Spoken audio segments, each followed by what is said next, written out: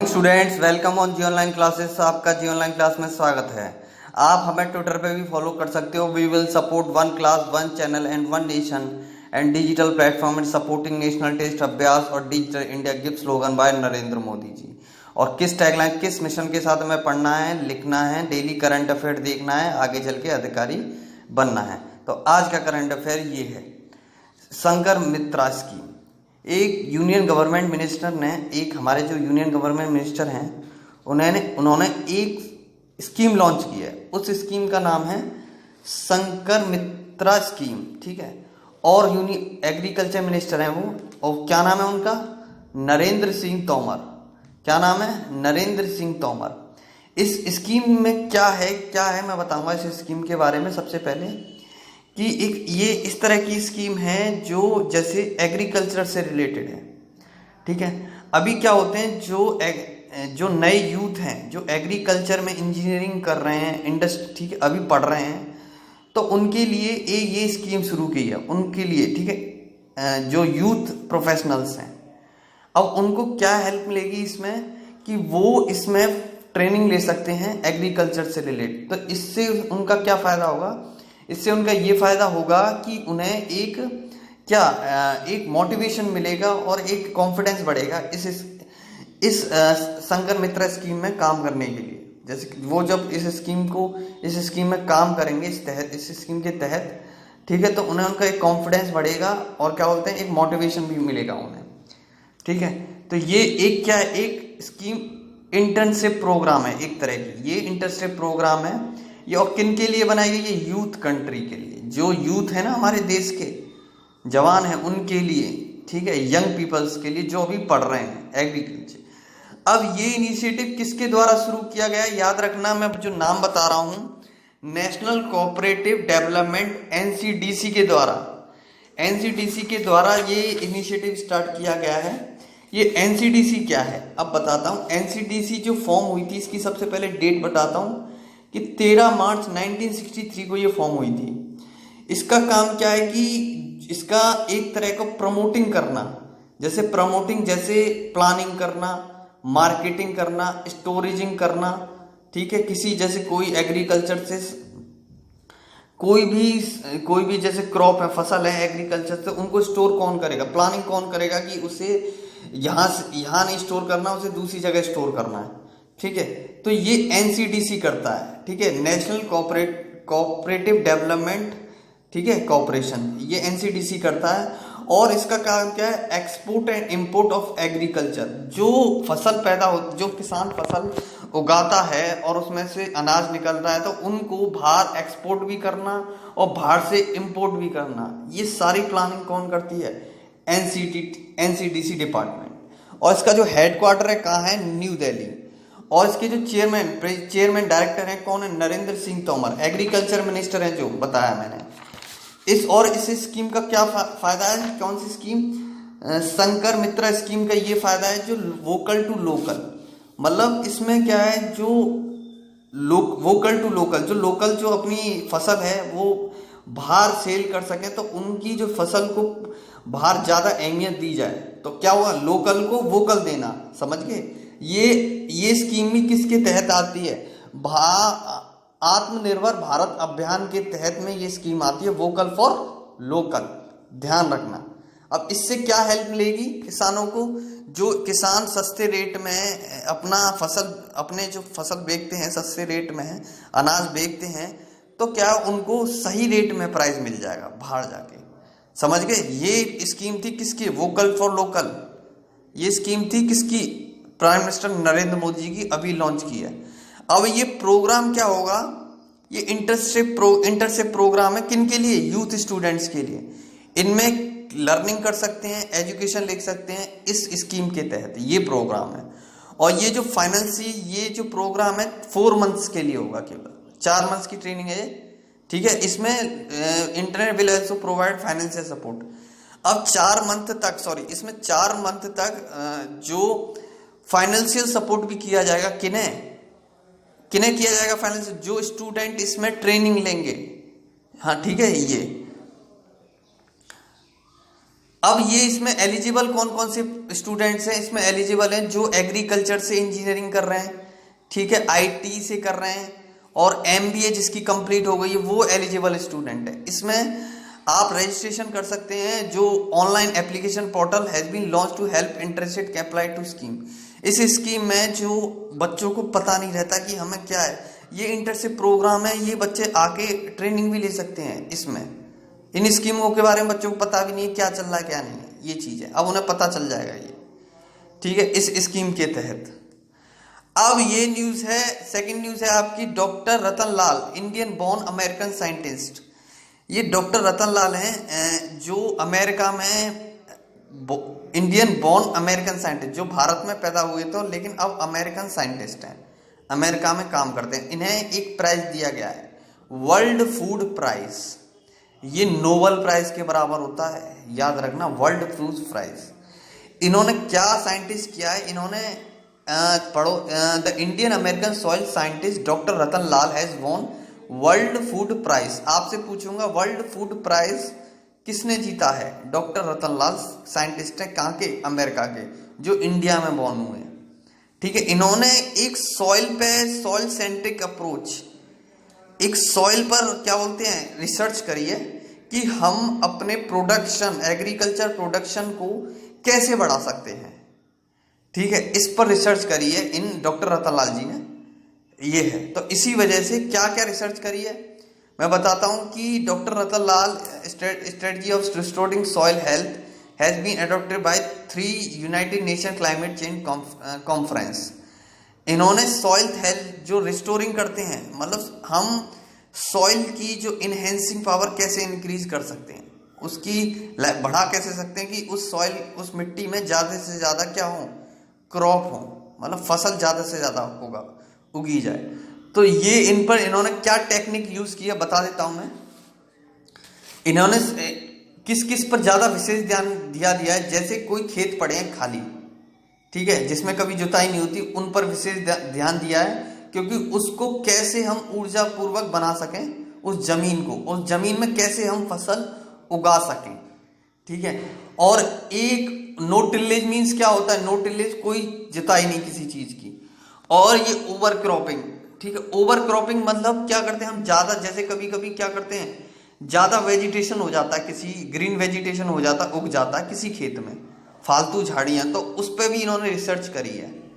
और mulching, mulching means क्या होता है बता, पत्तों से कोई चीज ढक देते हैं, ठीक है, और वो फिर आफ्टर सम टाइम वो जमीन बंजर हो जाती है, ढक जाती है पत्तों से। तो उस पर कैसे इन्होंने टेक्निक, इस पर काम किया, रिसर्च किया, इसकी ऐसी जमीनों को कैसे हम ऊर्जा पूर्वक बनाएं, ठीक है। और एग्रो फॉरेस्ट्री, एग्रो फॉरेस्ट्री के बारे में पूछूंगा मैं, एग्रो फॉरेस्ट्री क्या होती है, ये बच्चों अभी से तुम ऐसे ऐसे वर्ड सीख जाओगे ना तो तुम्हें कोई दिक्कत नहीं आएगी। एग्रो फॉरेस्ट्री वो होती है कि फसलों के साथ पेड़ों एवं झाड़ियों का समुचित प्रकार, मतलब कि अगर हम जैसे फसल उगाई, जैसे गेहूं उगाए, अब उसके साथ हमने झाड़ियां भी उगा दी, झाड़ियां भी उग रही हैं और पेड़ भी लगा दिए बीच बीच में, देखा कभी सीन, देखो सीन करो, पेड़ लगा दिए, तो ये होता है हमारा एग्रो फॉरेस्ट्री। इससे क्या होगा, इन पर इन्होंने एग्रीकल्चर किया, मतलब रिसर्च किया है, तो ये इन पर रिसर्च करेंगे तो कैसे हम उपजाऊ जमीन बनाएं इन सारी कंडीशनों को, ठीक है। तो ये इससे क्या होगा, ये इससे ये फायदा होगा इस रिसर्च से कि जो हमारे क्लाइमेट चेंज में प्रॉब्लम आ रही है, क्लाइमेट चेंज के बारे में मैंने उस दिन बताया था, क्या था, लैंडस्केप, लैंडस्लाइड हो जाते हैं, ठीक है, और क्या हो जाता है, जो फ्लड, उसमें फ्लड्स आ जाते हैं, क्लाइमेट चेंज की वजह से होता है, ठीक है, फ्लडिंग आ जाती है। तो इस पर डॉक्टर रतन लाल ने काम किया है, तो इस वजह से उन्हें वर्ल्ड क्या मिला है, ठीक है, इस वजह से उन्हें क्या मिला है, वर्ल्ड फूड प्राइज मिला है, ठीक है। अब ये फूड प्राइज किसके उसमें आता है, कंपेयर है, ये है हमारे नोबेल प्राइज के कंपेयर में, ठीक है। अब इन्होंने कितने रुपए दिए गए हैं इन्हें, इस प्राइस से कितने, इस प्राइस में कितने रुपए दिए गए हैं, 2,50,000 USD डॉलर, एक डॉलर में 70 रुपये, एक डॉलर में 70 रुपये होते हैं, और इन्हें कितना मिला है, 2,50,000 USD डॉलर। बच्चों पढ़ाई कर लो, अच्छे से पढ़ाई करोगे आपका भी नाम होगा, ठीक है। ये बस मेहनत करो, तुम अभी से इन चीज़ों के बारे में जानो, डॉक्टर रतन लाल जी आइडियल बनाओ अपने, देखो इनो इस तरह अपने नॉलेज के पीछे भागो, पैसे तो कम जाएंगे बस। ओके, एनएचआई, एनएचआई क्या है? National Highway Authority of India. ये एक पहली organisation National Highway Authority of India जो हाईवेज बनाती है, नेशनल हाईवे बनाती है, ठीक है। ये पहली एक ऑर्गेनाइजेशन है जो कंस्ट्रक्शन का काम, अब तो कंस्ट्रक्शन की बहुत सारी कंपनी है, जेपी, ठीक है, जेपीजी जो बनाती है, ठीक है, ये बिल्डिंग्स बनाती है, कंस्ट्रक्शन की तो बहुत सारी कंपनी है, लेकिन एनएचआई एक कंस्ट्रक्शन कंपनी है जो हाईवेज बनाती है, National Highway Authority of India. ये एक फर्स्ट कंस्ट्रक्शन सेक्टर बना है जो डिजिटली पूरा हो चुका है। यहाँ डिजिटली का मतलब क्या होता है कि जैसे इसमें कोई डॉक्यूमेंट्स काम हो रहा है, वो हम क्या देते हैं भाई, ऑफिस में जमा करते हैं, किस वजह से, कैसे जमा करेंगे? जाएंगे ऑफिस में, वो एक कागज होगा, एक हार्ड कॉपी होगी उसकी, उसे देंगे। लेकिन इसमें ऐसा कुछ नहीं है, इसमें जो भी आप डॉक्यूमेंट सबमिट करोगे वो डिजिटली करोगे, कंप्यूटर के थ्रू करोगे, ठीक है। तो ये चीज है इसमें क्या क्या फायदा होगा कि ट्रांसपेरेंसी आएगी और फास्ट वर्क होगा। इसमें हमारे इंजीनियर्स भी पोर्टल पे आप ऑनलाइन अपने डॉक्यूमेंट सबमिट कर सकते हैं, इस तरह का। तो इसमें एक और फायदा है, और कोरोना वायरस से भी बचा जाएगा, समझ गए? ये है इसकी न्यूज। अब एक लेक है data lake, which link is जी से, ये सॉफ्टवेयर यूज किया है इसमें, data lake. Data the project management detail are be stored in digital form. जो भी चीज प्रोजेक्ट में काम हो रहा है वो हम डिजिटल फॉर्मेट, मतलब कंप्यूटर में स्टोर करेंगे इंफॉर्मेशन, और ये क्लाउड बेस्ड डेटा है। और डेटा लेक इसे कहते हैं। डेटा लेक एक सॉफ्टवेयर है जो जीआईसी टैगिंग से लिंक है। Data lake is respiratory of data, it allows store all structure and unstructured data and any scale. Data lake एक तरह का रेस्पिरेटरी डेटा है, ठीक है, जो मतलब जितनी भी इंफॉर्मेशन हो, ठीक है, या तो अनस्ट्रक्चर या स्ट्रक्चर इंफॉर्मेशन, वो सबको डेटा को अलाउ कर लेगा कंप्यूटर के अंदर। डेटा लेक, इसके बारे में पढ़ना आप, ठीक है। जीएसटी काउंसिल मीटिंग, अब जीएसटी काउंसिल मीटिंग हुई है आपकी 40th जीएसटी काउंसिल मीटिंग हुई है, किसके द्वारा? फाइनेंस मिनिस्टर सीतारमन जी के द्वारा, जो हमारी फाइनेंस मिनिस्टर सीतारमन जी हैं, ठीक है, जीएसटी के बारे में।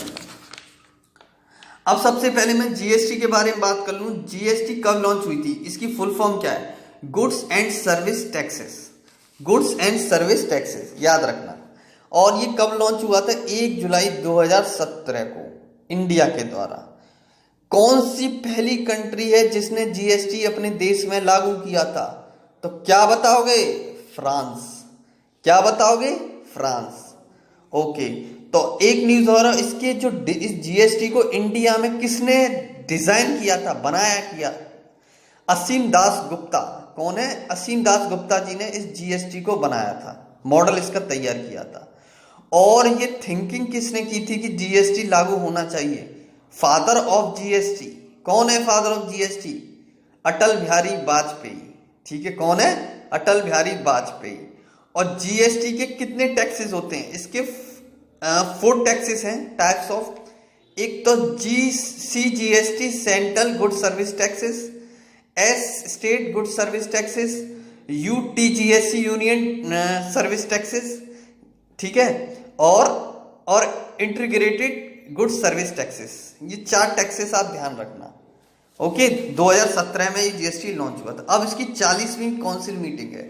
ओके, ये आप पढ़ लेना। ये अब क्या जीएसटी में क्या करते हैं, अब इसके बारे में बता दूं। पहले क्या होता था कि हम इसमें अलग अलग टैक्स की कैटेगरी बांटी गई थी। सेंटर का टैक्स अलग अलग होगा, स्टेट का टैक्स अलग होगा, सब एक। पहले क्या था कि स्टेट अपना अलग टैक्स ले रही थी लोगों से, सेंटर अलग ले रही थी। अब लेकिन सबके लिए एक ही टैक्स कर दिया है, that is was a GST, ठीक है। अब देखना, कभी आप चीज खरीदते हो, रेस्टोरेंट जाते हो, तो जीएसटी लिखा रहता है ना, आपकी जीएसटी इतनी लगी है। अब जैसे कोई 14% जीएसटी है, 14% जीएसटी है, तो 14% में ये सारे चारों टैक्स लगेंगे। इसमें से स्टेट भी खाएगी, सेंटर भी खाएगी, यूनियन टेरिटरीज भी खाएगी, और इंटीग्रेटेड जीएसटी। ये मेनली 3 टाइप होते हैं, लेकिन इसमें 4 दिखा गया है, ठीक है। अब ये जीएसटी बिटवीन जुलाई, अभी उन्होंने कहा है कि मीटिंग में क्या क्या हुआ है, ये सब मत देखो, ये आप बस ये चीज ध्यान रखना, जीएसटी से न्यूज है तो मैंने जीएसटी के बारे में आपको बता दिया। ये आई एज इंटीग्रेटेड जीएसटी, ये आपको मैंने अभी बताया था, इस तरह का फाइनेंस मिनिस्टर, आप पढ़ लेना इस चीज को। अब इंडिया ने FIFA ranking, India retain 108, FIFA ranking, FIFA जैसे हमारा इसमें है, फीफा की फुल फॉर्म क्या होती है, फीफा रैंकिंग, फीफा, ठीक है, फीफा की फुल फॉर्म होती है is a federation international D football association, एक ऑर्गेनाइजेशन है जो फुटबॉल कंपटीशन कराती है, ठीक है, कंपटीशन और गेम ऑर्गेनाइज कराती है फुटबॉल की, इंटरनेशनल ऑर्गेनाइजेशन है, ठीक है। अभी इंडिया की 108 रैंक है फीफा रैंकिंग में, मतलब वर्ल्ड में 108 रैंक है फुटबॉल में, ध्यान रखना। अभी फीफा ने रैंक रिलीज की गई है, ठीक है, ठीक है, आप पढ़ सकते हो, 1108 position as the international football for the year 2020 has been suspended since March. अब ये सस्पेंड गई है मार्च, लगभग मार्च तक। 108 रैंक लॉन्च की है इसमें फीफा ने। अब इसमें क्या है, बेल्जियम ने इसमें टॉप मारा है, इसमें रैंक किसकी है, बेल्जियम की टॉप है, उसके बाद है फ्रांस, ब्राजील, और फोर्थ पोजीशन है और तुम्हारी इंग्लैंड एंड अड़गुली country remain fourth position and fifth position. England की क्या फिफ्थ, आपको फर्स्ट पोजीशन याद करनी है, बेल्जियम, ठीक है। ये बस आपको इंडिया की रैंक याद करनी है 108, और कितने देशों में से, 211 मेंबर है फीफा में। ये पूछूंगा सबसे पहले, फुटबॉल फीफा की फुल फॉर्म, ठीक है, इंडिया की कौन सी रैंक है ये, और इसमें कितनी कंट्री हैं फीफा में, ठीक है, और कौन सी रैंक टॉप पर है, ये सारी चीज। और इसका हेडक्वार्टर कहाँ है, जोरेस, क्या नाम है, जोरेस। और इसकी जो ये कब फाउंड हुआ था, 1914 में, सॉरी 1904 में, ध्यान रखना। FIFA is a federation international D football association. Ranking आप जान चुके हो, ये रैंकिंग कब से काउंट की है, 2018 से, ठीक है। अभी पंचवटी योजना लॉन्च हुई है, किसके द्वारा, Himachal Pradesh chief minister Jairam Thakur recently launch Panchvati योजना, ठीक है। ये लॉन्च की है एक स्कीम। ये स्कीम क्या है, इस हिमाचल प्रदेश जो सरकार है ये 100 पार्क बनाएगी, किन लोगों के लिए, योजना फॉर सीनियर सिटीजन, जो गांव में रहते हैं और जो बड़े बूढ़े सिटीजन है, बड़े लोग, जो बड़े बूढ़े लोग हैं, सीनियर सिटीजन है, उनके लिए पार्क बनाएगी 100, ठीक है। और इस स्कीम के तहत the scheme aims to help the senior citizen spend their leisure time this garden park. अब इसमें इस स्कीम के तहत जो सीनियर सिटीजन है वो अपना टाइम स्पेंड कर सकते हैं इन पार्कों में, बताओ। और इससे फायदा क्या क्या है, देखो मैं बताता हूँ। ये याद रखना, हिमाचल प्रदेश की स्कीम है, ठीक है। द गार्डन एंड पार्क आज टू बी डेवलप अलॉन्ग स्वच्छ भारत मिशन। ये और ये जो गार्डन है, पार्क है, ये क्या करेगा, ये जो स्वस्थ भारत मिशन है, मोदी जी का जो अभियान था, उसके 2 अक्टूबर को जो मनाया जाता है गांधी जयंती के दिन, ठीक है, उस समय का ये क्या है, उसको उस स्कीम को भी क्या करेगा, डेवलप करेगा। और मनरेगा के तहत जब ये पार्क बनेंगे, मनरेगा के तहत उन लोगों को काम भी मिलेगा जो फार्मर लेबर है, उन लोगों को इसके तहत। तो कितना फायदा है इस स्कीम के तहत, पंचवटी योजना, ठीक है। पार्क है 500 to 1000 metre to consent track, ये पढ़ लेना कि कितने से, उसमें 500 से 1000 मीटर तक का क्या बनाया जाएगा, ट्रैक बनाया जाएगा, ठीक है। ये चीज याद रखना। Scheme is to improve with help local labour, देख लो, लोकल लेबर, वहां की जो हिमाचल प्रदेश की लोकल लेबर है उनको भी फायदा मिलेगा और काम मिलेगा, एम्प्लॉयमेंट होगा, हेल्प माइग्रेंट वर्कर। अब एक योजना न्यूज और है, जगन्नाथ छोड़ू स्कीम। जगन्नाथ छोड़ू स्कीम क्या है, ये आंध्र प्रदेश के चीफ मिनिस्टर जगन मोहन रेड्डी ने लॉन्च की है, Jagananna Chedodu scheme. The scheme is to be provide, अब इसकी स्कीम के तहत उन लोगों को पैसा दिया जाएगा जो क्या है, नाई हैं, धोबी हैं और टेलर हैं, ठीक है, इन लोगों को पैसा दिया जाएगा इस जगन्नाथ छोड़ू स्कीम के तहत। ये लॉन्च किया है, इसमें उनको कितना पैसा दिया जाएगा, 10,000 रुपये। बताओ, ये तो बहुत रुपए होते हैं, 10,000 रुपये, उनको 10,000 रुपये दिया जाएगा। और कितने लोगों को इससे फायदा होगा? 2.47 लाख लोगों को फायदा होगा, जिसमें बार्बर है, वॉशरमैन है और टेलर है। और ये स्कीम क्या है? ये पैसा कैसे बैंक के जरिए दिया जाएगा लोगों को बैंक अकाउंट में डायरेक्टली, और 247 crore to the bank account under the scheme. और ये स्कीम कितने की है? 247 करोड़ रुपीस की है। समझ गए? और बहुत सारी स्कीम है आंध्र प्रदेश की। इस रायतु भरोसा, पेंशन कनुका, अम्मा वोदी, विद्या देवना, वहाना मित्रा, वसाती दीवना, नेस्थानामा एंड मत्स्यारकर भरोसा, ये स्कीम है। और इसमें state government allocate ₹4,000 crore under the Jagananna Vidya Deevena scheme. ठीक है। अब restart program AP boss huge scheme SME sector. अब एमएसएमई सेक्टर में इसमें सपोर्ट मिलेगा इसके तहत। एमएसएमई मैंने बता दिया, medium start, medium large business, जो बिजनेस करना चाहते हैं उनको हेल्प करती है एमएसएमई सेक्टर, जो लघु उद्योग है। ठीक है, ये है सोनी स्कीम। सारे स्कीम बता रहा हूं। सोनी स्कीम, ये सोनी स्कीम गुजरात ने लॉन्च की है। अब ये स्कीम क्या है? ठीक है। अब गुजरात के चीफ मिनिस्टर कौन है? विजय रूपानी। अब सबका देखो कौन कौन से।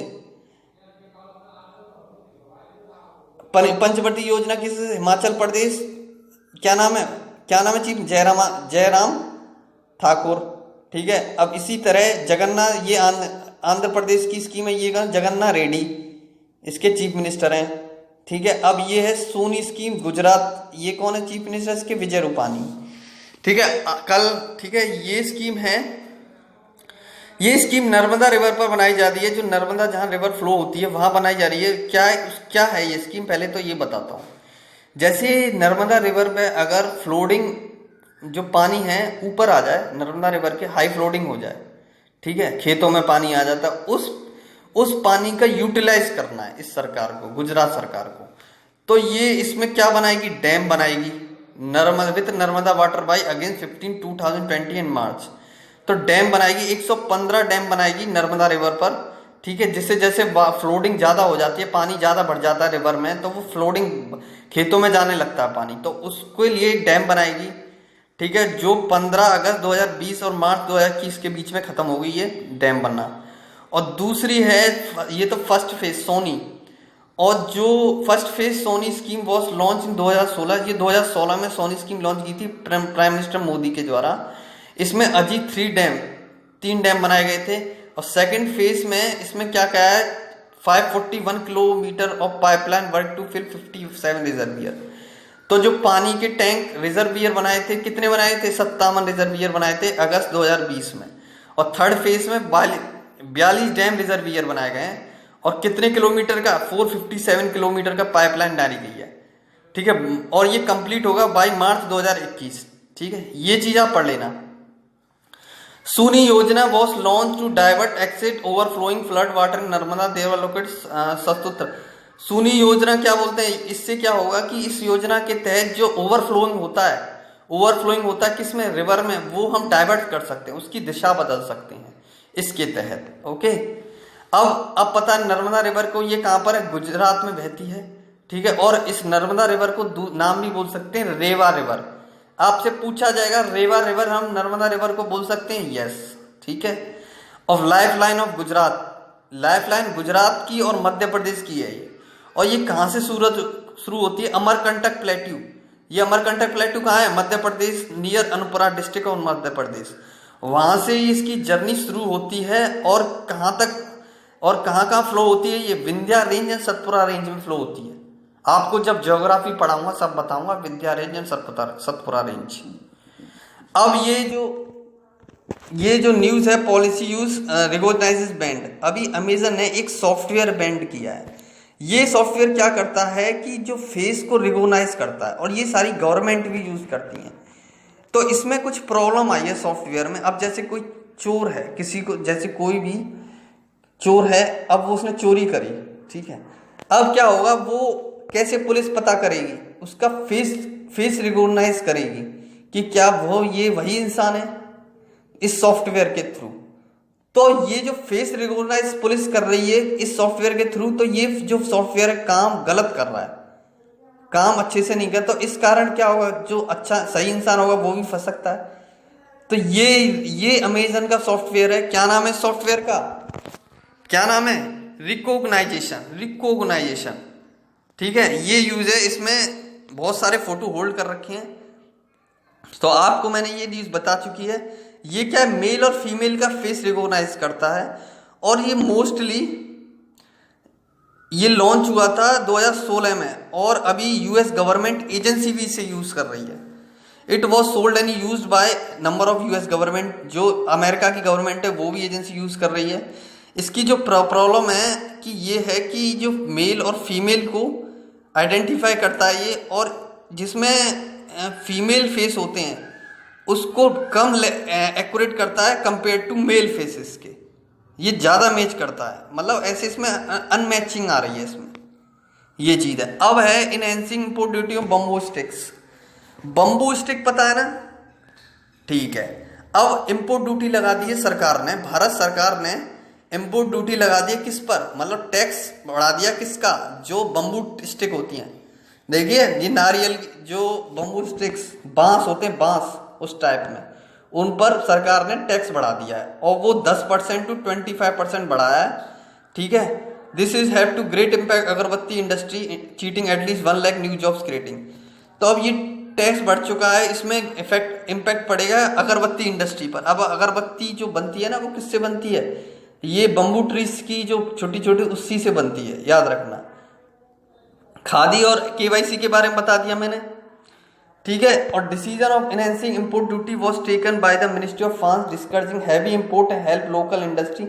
इस डिसीजन से उन लोगों को भी इंपोर्ट ड्यूटी, जैसे हम पहले क्या लेते थे, इंपोर्ट ड्यूटी बढ़ा दी। इसका मतलब क्या है इंपोर्ट ड्यूटी का मतलब, सबसे पहले इंपोर्ट ड्यूटी का मतलब ये है कि अगर हम किसी को सेल करेंगे बाहर, इस बम्बू ट्रीज को सेल करेंगे तो महंगा सेल करेंगे, ठीक है, ठीक है। तो इंपोर्ट बढ़ गया ना उसका, इस तरह का महंगा सेल करेंगे। पहले क्या है, अब इसको फायदा होगा किनको, किसानों को भी फायदा होगा उससे, कि हमारा जो बम्बू ट्री है महंगा जाएगा।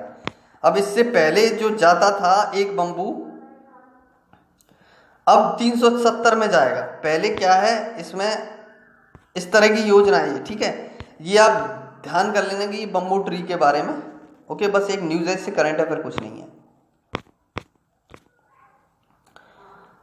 ये कोई न्यूज नहीं है, विशाखापट्टनम न्यूज से है। अब ये आप सबसे पहले आज हम गुजरात के बारे में बताएंगे, गुजरात के बारे में बताएंगे कि गुजरात स्टेट के बारे में सबसे, कल हमने हरियाणा के बारे में बात की थी, आज गुजरात में फेमस क्या है देखो। गुजरात में स्टैच्यू ऑफ यूनिटी ये रही, ठीक है। नर्मदा रिवर यहाँ फ्लो होती है, ठीक है। और यहाँ कौन सा डांस होता है, गरबा यहाँ डांस होता है, ठीक है। और इसमें फेमस क्या है, सोमनाथ टेम्पल कहाँ पर है, गुजरात में है, ठीक है। और आप यहाँ समरमती आश्रम भी गुजरात में है, और द्वारकाधीश टेम्पल मैंने दिखाया था, कराया था स्ट्रेटेजिक में, ये भी गुजरात में है। कल हमने हरियाणा के बारे में पढ़ा था, आज गुजरात के बारे में पढ़ लिए। और गुजरात ये रही स्टेट, गुजरात एक तरह की ये रही। यहाँ पर गिर फॉरेस्ट नेशनल पार्क भी है, और ठीक है, ये ध्यान रखना। गुजरात की कैपिटल 1 मई, गुजरात कब बना हुआ था, 1 मई 1960 में गुजरात बना हुआ था।